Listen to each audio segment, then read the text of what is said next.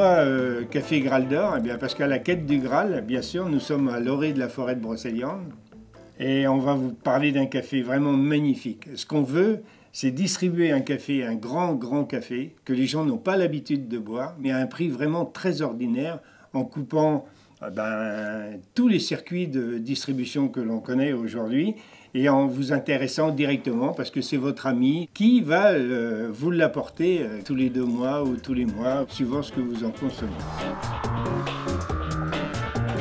Donc ce matin, vous avez eu la chance d'avoir une livraison de café vert. Nous recevons le café vert donc, du Havre, puisque ça vient de tous les pays de la planète. Enfin, nous employons environ 17 variétés de café.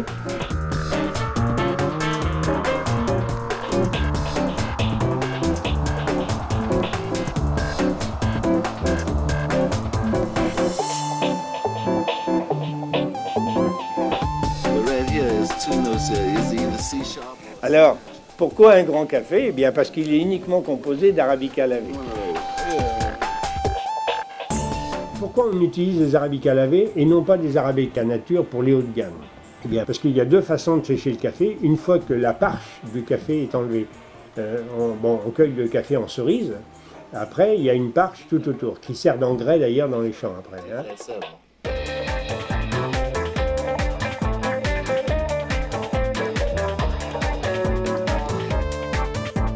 Il y a 2 façons de l'enlever, ou le faire sécher au soleil directement, ou alors le mettre dans des petits ruisseaux, et le mettre, que ce soit en Colombie, au Guatemala ou au Pérou, dans tous les pays producteurs de café.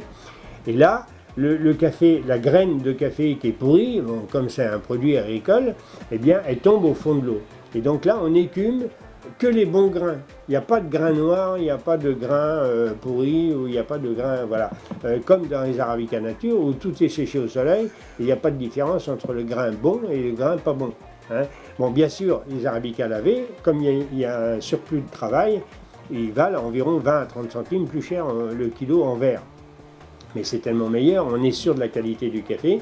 Donc, il est évident qu'il y a plein d'avantages, sauf le prix. Mais nous, on s'occupe du prix, puisqu'après, comme on va le vendre directement chez vous, ce qui fait que du producteur à votre tasse de café, eh bien, il y aura le minimum d'intermédiaires.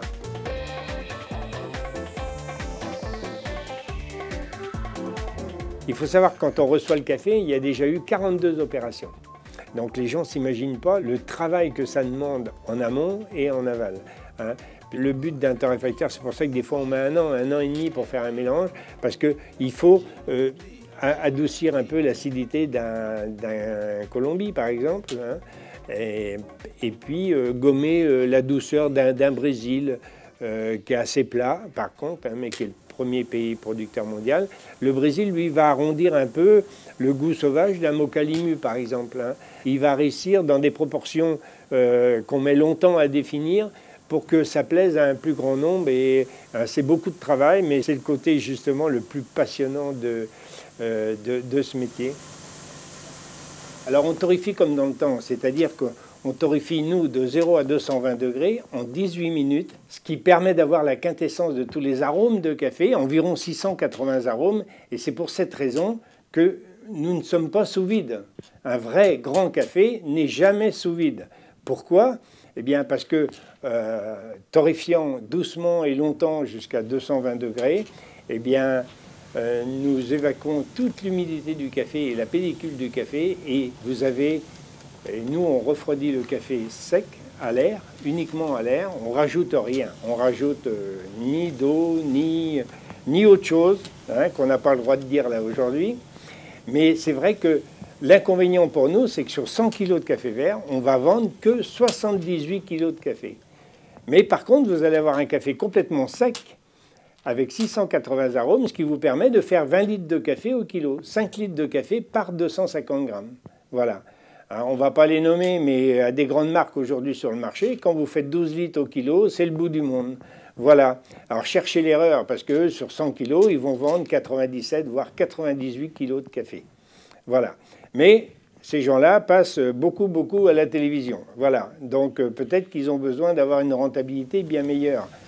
Nous, ce qui nous importe, c'est d'avoir un maximum d'arômes, un maximum de goût et vraiment se faire plaisir.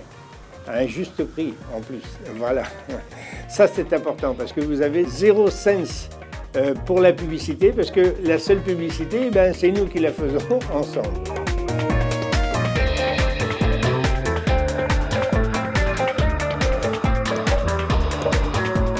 Il y a deux produits en Graldor. Il y a le Graldor numéro 3 qui est un 5 mélange, qui est un peu très arrondi. Il n'a pas trop d'acidité, il n'est pas trop doux, il n'est pas trop fort, il n'est pas trop amer. C'est une petite pointe d'acidité. Alors c'est plus ou moins bien perçu cette petite pointe d'acidité, mais c'est un critère de qualité dans le café. Hein. Il est évident qu'on confond beaucoup amertume et acidité. Et bon, ce café-là, qui est un grand café, il est légèrement acidulé, ce qui lui permet d'avoir une touche vraiment, pour les connaisseurs, de grand café. Voilà. Donc il est torréfié robe de moine à cœur sans pointe de feu, et puis doucement et longtemps. Voilà, ce qui nous permet d'être artisans et d'avoir une valeur à la tasse très importante. Et un taux de caféine beaucoup moindre. C'est-à-dire que c'est un café qui a moins de 2% de caféine. Donc là, vous pouvez le prendre à toute heure de la journée. C'est très léger, c'est très facile à boire. Ce n'est pas agressif. On n'a pas mal à l'estomac, on n'a pas mal à la tête, on n'a pas mal au cœur. Donc tous les grands cafés ont très peu de caféine. Hein. Il n'est pas noté le pourcentage de caféine sur les paquets de café parce que ce n'est pas nous qui faisons la législation, malheureusement. Qu'est-ce qui gêne? Ce n'est pas le café, c'est la caféine que contient ce café. Hein. Et moi, personnellement, je ne supporte pas la caféine et je bois beaucoup de café. Mais je bois du Graldor, bien sûr, et ce qui nous permet juste d'être en bonne forme, en bonne condition. Après, on ne peut plus s'en passer. C'est ça le problème du Graldor.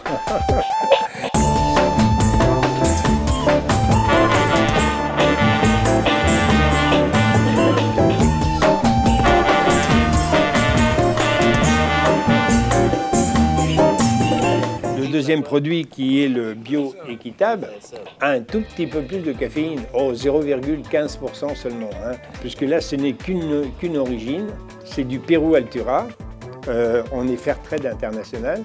Donc vous savez qu'on achète ce café-là environ 32 à 35% plus cher en verre. Hein, il faut savoir que 67% de cette plus-value du café retourne au caféiculteur de base. Avec le commerce équitable, un caféiculteur va doubler son salaire. Il est évident que quand on double son salaire, on vit forcément mieux. C'est-à-dire qu'au lieu d'envoyer un enfant à l'école au Guatemala, ou au Costa Rica, ou en Colombie, ou au Pérou, eh bien, les gens qui font du commerce équitable envoient 4 enfants à peu près sur 6 à l'école. Bon, ce n'est pas le maximum, mais c'est déjà beaucoup mieux qu'avant. Voilà. Donc on coupe tous les circuits de distribution par ce système de vente convivial. Et puis, eh bien, vous allez avoir le maximum pour le minimum d'argent. Hein. Et je crois qu'aujourd'hui, c'est vraiment très, très important. Ce qu'il faut savoir, c'est votre attaché conseil va vous conseiller sur des cafés qui seront toujours les mêmes du 1er janvier au 31 décembre. Il n'y aura pas d'autres cafés qui interviendront que dans ces mélanges-là. Donc, seul un artisan peut faire ça. C'est pour ça qu'on est labellisé artisanal aussi. Hein. Donc, ça, c'est important. Ce qu'il faut retenir surtout, c'est le taux de caféine, moins de 2% de caféine. Et le fait que le bon café, il n'est pas sous vide du tout. Alors, pour le garder, pas de problème, ou vous le mettez au congélateur, et là il peut se garder 1 an ou 2 ans, mais j'espère que vous en consommerez plus vite. Mais autrement, vous le mettez dans le réfrigérateur sans aucun problème, où il n'y a pas d'humidité, le café ne craint rien. Vous gardez votre café d'une façon intacte.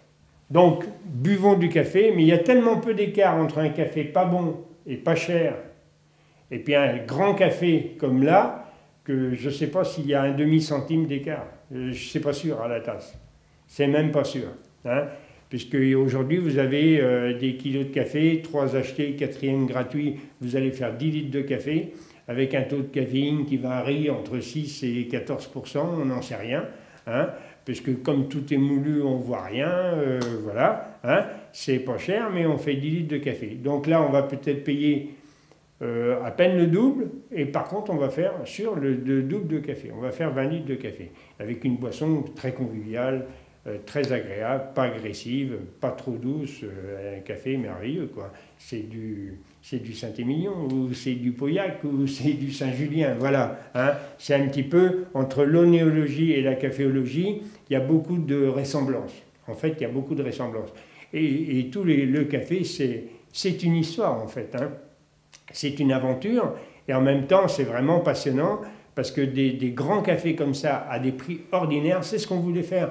Et au moins, vous avez, quelle que soit la question que vous avez sur ce café, ou sur les autres possibilités, les pods, les pads, les types de machines que vous souhaitez avoir, eh bien, votre attaché conseil vous donnera tous les renseignements voulus.